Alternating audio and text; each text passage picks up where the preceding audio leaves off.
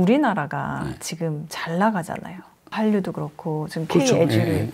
근데 이게 앞으로 지속 가능할까? 인구 구조적으로도 그렇고. 이 부분에 있어서 정말 우리 사회가 대개혁을 해야 된다. 특히 교육이 개혁돼야 된다고 저는 생각을 해요. 그러니까 한국이 60년대 말, 70년이야 치죠. 한 30년간 고도 압축 성장, 매년 10%씩. 이건 인류 역사에 딱 한 번뿐인 일이잖아요. 이 한강의 기적을 만드는 데는 2차, 3차 산업혁명의 시기에 거기에 필요한 인재들을 우리가 잘 길러냈죠. 그리고 그때 우리의 정책은 선진국 빨리 따라가는 패스트 팔로우를 많이 만들면 되잖아요. 그러면 딱 정답이 있어. 정답을 달달달 외워도 돼. 그래서 주입식, 암기식 교육이 우리의 성장에는 딱 맞는 교육이었어요, 실제로. 그렇게 해서 좋은 인재들을 잘 양성하고 빨리 중화학 공부로도 전환하고 반도체로도 전환하고 이렇게 해서 이제 세계 10대 강국 수준에 왔단 말입니다. 근데 지금 4차 산업혁명, AI, 로봇, 인공지능 이 많은 디지털 트랜스포메이션의 시대에서 우리가 선진국을 유지하려고 하면 이제는 누굴 따라가는 게 아니잖아요. 이제는 퍼스트 무버가 돼. 세상에 없던 거 우리가 만들어내야 되는데 이거는 이 교육 가지고 안 된다는 거죠. 맨날 창의적 인재 창의 교육 하는데 계속 어떻게 수능 잘 볼 것이냐, 수능 만점자가 어쩌다, 이런 이야기들을 하고 있어서는 안 된다는 거죠. 그래서 저는 결론이 우리의 교육열은 정말 세계에서 가장 모범적이고 이건 살려야 돼. 그런데 교육 시스템은 해체해야 된다고 저는 생각합니다. 이렇게 해가지고는 진짜 그 퍼스트 무버들을 키워내지 못한다. 이 양산이라는 표현은 안 맞고 키워내지 못한다. 사실은 지금 이제 퍼스트 무버는 교육 시스템에서 나온 게 아니잖아요. 어떤 면에서. 그렇죠. BTS라든지 이런 지금 한류의 많은 부분들이 우리의 정규 교육 시스템에서 나온 게 아니니까 이 교육 시스템을 빨리 창의적인 교육으로 바꾸어서 교육의 어떤 지향점이 바뀌어야 된다. 손흥민만 하더라도 한국 축구에서 나온 게 아니라 아버지의 힘에서 나온 거 아닌가. 그러니까 그래서 워낙 우리가 우수한 민족이기 때문에 저는 근본적으로는 우리 사회의 어떤 미래 발전에 대해서는 믿고 있습니다. 믿고 있는데 현재의 시스템은 특히 교육에 있어서는 교육열을 살리되 해체해야 되지 않을까 이런 생각을 가지고 그럼 있습니다. 대안도 가지고 계세요? 제가 대안을 가지고 있으면 여기 안 있겠죠. 그리고 대안을 가지기에는 제가 솔직히 태생적으로 한계가 있죠.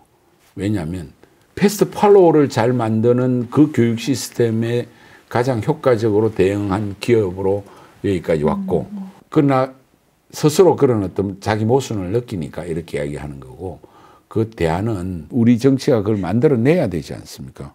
그렇지 않고는 우리 미래를 더 창의적이고 세계적인 선도국가로 이끌어가지 못하는데 그 어떤 희망을 가지고 있고 이제 어떤 식으로 저는 우리 한국 사회 문제를 보느냐면 긍정적으로 볼 때 30년간의 고도 압축 성장 엄청난 영광인데 짧은 시간에 했기 때문에 그 빛의 이면의 그림자는 어쩔 수 없다. 지금은 그 그림자들에 의해서 우리의 어떤 교육 시스템의 한계다 또는 사회의 갈등이 엄청 심하다 이런 이야기가 있는데 이것도 시간이 지나면서 어떤 변정법적인 지향을 통해서 해결해낼 거다. 그러면서 한국 사회가 가지고 있는 그 강인한 힘이나 역동성에 의해서 퍼스트 무버에서 우리가 중심에 분명히 설 수 있을 거다 이런 기대를 가지고 있습니다. 그게 이제 젊은 친구들 보면 그런 생각이 많이 들어요. 손주훈 회장님이 나오시면 당연히 학부형들이 보시겠죠. 조언 하나만 해주세요. 가슴이 답답한 학부형은 과연 우리나라의 이 환경 속에 애를 잘 키워낼 수 있어요? 그러니까 그 이야기는 제가 제일 자주 하는 이야기인데 우리 학부형들이 자기 애를 가지고 걱정들을 너무 많이 하고 있어요. 지금 특히 요즘 의대 열풍 이런 것들은 우리 애는 뭐 의대 근처도 못 갈 것 같고 뭐 이래서 어떻게 우리 애를 키워야 될까? 대부분 학부모님들 상담을 지금도 제가 간혹 한 번씩 상담을 하거든요. 네. 특별히 요청하면 대부분의 어머니들이 자기 애를 가지고 걱정을 하는데 제발 부탁하고 싶은 걱정을 하면 안 돼요. 걱정을 하면 걱정한 대로 될 가능성이 있다니까. 인생이 그렇지 않아요? 아니 우리가 많은 일들을 할 때도 뭐 방송이든 사업이든 뭐 작가가 글을 쓰든 뭐 시험이든 많은 것들 걱정을 좀 하고 하면 걱정한 대로 되잖아. 뭐 심지어 골프를 쳐도 걱정을 하면 오비가 나는 거 아니에요? 자녀를 데리고 제발 걱정을 하지 말라고 저는 부탁하고 싶어요. 그 걱정할 마음이 있으면 그 마음을 모아서 자식을 위한 헌신과 희생을 하라. 이게 제가 누구한테 배운 거냐면 우리 할머니한테 배운 거거든요. 우리 할머니는 한글을 모르는 분이에요. 한글을 모르는 분인데 제 밑으로 동생이 5명 6남매를 위해서 어떻게 하셨냐면 제가 1968년에 이 완전 옛날 이야기 하는 것 같은데 초등학교 1학년이었거든요. 근데 그때는 2학기 때부터 시험을 봤어요. 일제고사를.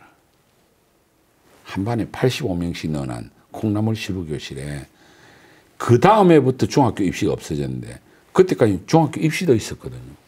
그러니까 아무것도 배운 거 없는 1학년 2학기 때부터 기억, 니은 배우고 했는데 10월 20일인가 일제고사를 본다고 하니까 초등학교 1학년도 겁나더라고. 우리 반 애들이 그 소리 듣고 막 전부 다 기겁을 하고 이제 큰일 났다 이러고 저도 이제 집에 가자마자 할머니 큰일 났어 이제. 그러니까 왜 학교 무슨 큰일?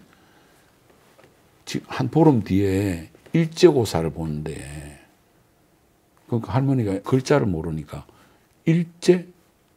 뭐 일제하는 게 자기는 일제시대 고통받게 생각하네. 네. 그게 아니고 일제히 시험을 보는 건데 이제 시험 본다니까 큰일 났으니까 우리 할머니가 어떻게 행동을 하셨냐면 딱 제 이야기 듣고 걱정하지 마라 하고 그 순간부터 3일 금식 기도를 바로 시작한 거예요. 그걸 저희 막내까지 대학 들어갈 때가 20년 동안 중간기말고사 때 딱 한 보름이나 한 달 전에 미리 일주일이나 3일 금식 기도를 딱 하시면서 공부 분위기를 만들어주는 거예요. 그게 뭐 기도가 먹혔다 이런 차원이 아니라 그걸 그렇죠. 보는 아이들은 굉장히 아니, 안정적으로 우리 형제간들은 할머니가 입에 태가 이게 금식 기도하면 물도 안 마시기 때문에 우리 할머니는 태가 끼고 완전히 몸이 사색으로 변하거든요.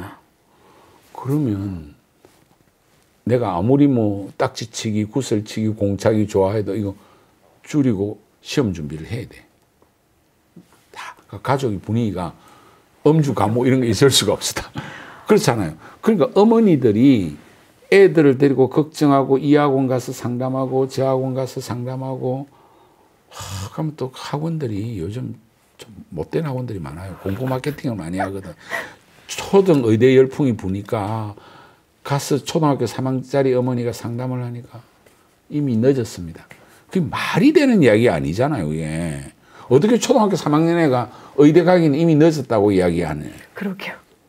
의대 가기는 이미 늦었습니다. 초등학교 3학년인데. 네. 그런 경우들이 많아요. 그래서 정말 그 사교육에 종사하는 분들도 그런 면에서는 정말 반성을 해야 되고 또 어머니가 더 먼저 반성하고 자기 자식에 대한 절대적인 믿음을 가지면 믿는 대로 된다고. 저는 그게 최고의 교육이라고 생각하고 저도 우리 애들을 이렇게 교육시켜 보니까 저도 뭐 가르치는 사람으로서 교육이 누구보다 힘든 면이 있었거든요. 한국에서 뭐 교육을 시키려고 할 때 딱 초등학교, 중학교 때 엄청난 어려움을 겪었어요. 그때가 막 메가스터디가 상장하고 이럴 때인데 그 교실에서 갑자기 선생님들이 메가스터디 쌍욕을 엄청 해대는 분들이 있을 거 아니에요. 사교육이니까. 뭐 손사탐인지 손사탕인지 하는 했는데. 손사탕. 이게 무슨 사교육이 무슨 상장을 해가지고 조단위 회사로 올라가 시총이 막 우리가 뭐 한참 때는 2조가 넘어갔으니까 학교 갔다가 애들 학교 안 가려고 그러는 거예요. 그런데 뭐 선생님 모르니까 우리 딸이 앉아 있는지 그러니까 막 이러네. 그러고 해가지고 이 목사님 아들 딸들 교육시키기 어렵거든요. 선생님 아들 딸들 교육시키기 어려운데 저는 애들을 어디서 교육을 시켜야 되냐면 부모님의 마음의 한가운데서 교육을 시켜야 된다고 생각해요. 특정의 장소가 중요한 게 아니다. 어느 학원이다, 어느 나라다, 뭐 어느 학교다 이거보다는 그 믿음, 자식은 상당한 부분 유전자 쪽으로 간다라고 저는 느껴요. 우리 아들한테 이런 이야기를 해요. 아들아, 너는 존재 자체로 이미 아빠를 뛰어넘었다. 그게 역사의 진보의 본질이다. 제가 그렇게 이야기를 하거든요. 그렇잖아요. 우리보다 다음 세대가 우리를 뛰어넘어 왔기 때문에 역사는 진보해 온 거다. 그러니까 아들아, 너는 이미 내 아들이라는 것 자체로 나를 뛰어넘었다. 이겼다. 너 이상이다. 저는 그렇게 믿어요. 그 이상 바라지 않으신다는 의미이기도 하고. 그렇죠. 네가 뭘 어떻게 살거나 뭘 하거나 그건 관심이 없고 이미 자식이라는 존재 자체는 부모를 뛰어넘은 거다. 그게 역사의 진보다. 저는 부모님들이 좀 그렇게 믿었으면 좋겠어요. 자녀를 가지고 걱정을 안 하는 데서부터 출발해야 이게 진짜 교육이 된다고 저는 믿습니다. 몰독이라는 표현을 쓰셨는데 한국 사회가 무엇에 지금 몰독하고 있느냐. 공부의 측면에서는 저는 의대. 지금은 좀 약간 뭐 의대 열풍 이야기 아마 하시는 것 같은데. 맞아요. 잘못된 몰독이죠. 그렇죠. 네. 사람들이 이걸 당연한 현상으로 봐서는 저는 안 된다. 이렇게 된 이유는 제가 분석했을 때는 디지털 트랜스포메이션이라는 지금 대변혁의 시대에 대한 불안감이 들어있고 그다음에 인구 문제. 초저출산, 초고령화잖아요. 네. 이것도 생각해 보니까 미래에 안전한 직업이 없을 것 같고 그런데 의사는 괜찮을 것 같다. 그 다음에 패스트 팔로우를 만드는 교육은 성공적이었는데 퍼스트 무버를 위한 교육 계획이 전혀 안 되고 있잖아요. 뭐 대학뿐만 아니라 뭐 대학들은 지금 정원 조정 한다 해놨고 그것도 안 되고 되는 게 하나도 없고 그러다 보니까 이 3대 실패축이 있다고 봐요. 세계적인 디지털 트랜스포메이션, 그 다음에 인구 문제, 인구 절벽, 그리고 교육 계획의 실패. 이 세 가지가 원인이 돼서 많은 그 학부모들이 미래에 대한 불안의식이 점점 커진 거죠. 그러면서 의대가 마치 노아의 방주 같은 유일한 안전처가 아닌가라는 일시적인 착각 현상이다. 의사라는 직업도 디지털 트랜스포메이션을 생각을 해보면 이 몸에 몇 개 침만 박아놓고 하면 의사가 할 일이 점점 줄어들 거잖아요. 그렇지 않아요? 그렇죠. 그렇게 되면 어떠한 직업도 안전한 직업이 없는데 그나마 인구 구조상 노령인구가 워낙 많고 또 애들도 안 태어나고 이러니까 이 직업이 현실적인 안전성은 제가 봐도 있어 보이는데 우리가 그렇게 가다가는 미래가 진짜 암담하죠. 그리고 그만큼 의사라는 직업이 주는 메리트는 지금보다는 훨씬 줄어들고 있는 건 또 의사 그 직업 가지신 분들 이야기 들어보면 그 안에서도 개업했다가 실패하는 분들 많잖아요.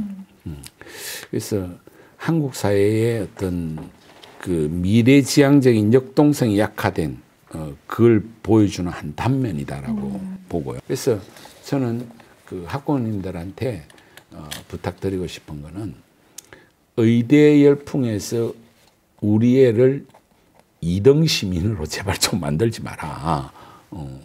그렇잖아요. 의대 못 가면 좀 약간 바보 같은 소리가 나오는 이런 거는 말이 안 되는 거예요.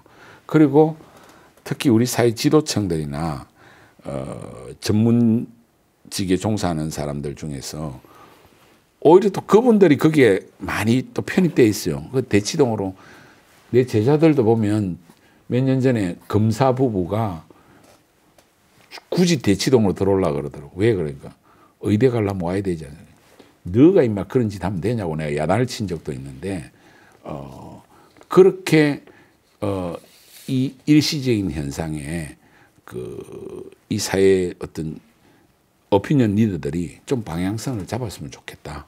그리고 한국의 미래를 놓고 보았을 때 이 열풍은 바람직하지 않고 시간이 지나면 저는 자연적으로 소멸할 거라고 봅니다. 소멸할 거고 퍼스트 무버의 어떤 창의적 인재를 위한 새로운 어떤 교육에 대한 그 한 발 앞선 더 앞선 부모님들의 그런 훌륭한 학부모들이 좀 많이 나왔으면 하는 그런 바람을 가집니다. 예.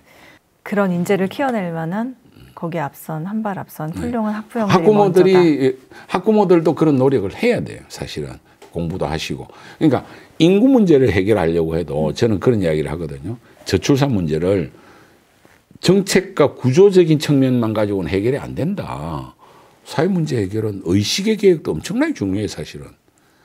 그래서 출산 장려 운동을 해야 된다. 물산 장려 운동 우리가 1920년대 해서 일제의 그 엄혹한 시기에 국산품 애용하고 해가지고 한국 경제에 그래도 숨통을 트는데 교회가 역할을 했다. 그러면 출산 장려 운동을 정부는 정책 구조적으로 가더라도 이런 의식 개혁도 해야 된다. 그래서 학부모님들의 그 먼저 깨어난 의식이 한국 교육 문제를 해결하는 데 저는 꼭 필요하다고 생각합니다. 네.